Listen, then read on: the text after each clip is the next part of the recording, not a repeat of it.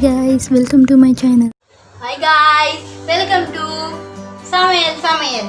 இன்னைக்கு நம்ம என்ன பார்க்க போறோம்னா ஈஸியான டிஷ் தாங்க பார்க்க போறோம் முட்டையை வச்சு. நீங்க எல்லாரும் நினைக்கலாம் என்ன ரெண்டு முட்டையும் லேஸ் சிப்ஸும் வச்சிருக்கீங்க அப்படின்னு நினைக்கலாம். இதை வச்சு தாங்க இன்னைக்கு பண்ண போறோம். அது என்ன பண்ண போறோம்னு சொல்லி வாங்க பார்க்கலாம். இதுக்கு பேர் ஏதாச்சும் வைக்கணுமே, என்ன வைக்கலாம்? எக் வித் லேஸ் ரெசிபி பார்க்க போலாம். முட்டையை போட்டு பீட் பண்ணி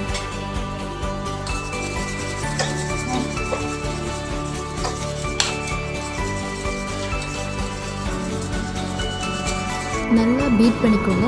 முட்டை கூட லைட்டாக பேக்கிங் பவுடர், அப்புறம் சால்ட், பெப்பர், அது மூணுமே போட்டு நல்லா மிக்ஸ் பண்ணி வச்சுக்கோங்க. அந்த லேஸ் சிப்ஸ் எடுத்து நல்லா உடச்சிக்கோங்க. அதை உடச்சி நல்லா தூளாக்கிட்டு இந்தமாதிரி நல்லா தூளாக்கிட்டு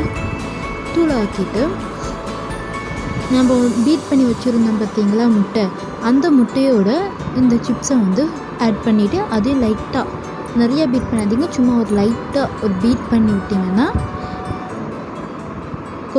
அந்த லைட்டாக பீட் பண்ணி விட்டோன்னே அது நல்லா மிக்ஸ் ஆயிடும். இந்தமாரி நல்லா மிக்ஸ் ஆயிடணும் பார்த்துக்கோங்க.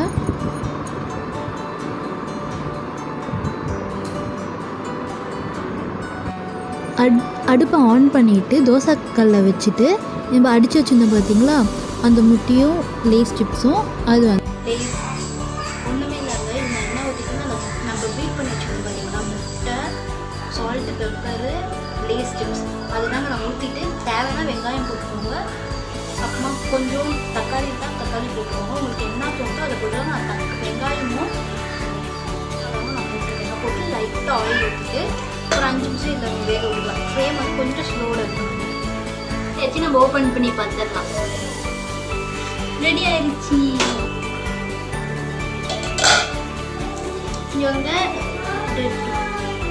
இங்கே இந்த மாரி வெந்திருக்கும் பார்த்தீங்களா, வெந்துருச்சு பாருங்கள், நல்லா வெந்துருச்சு, செம்மையாக இருக்கும்.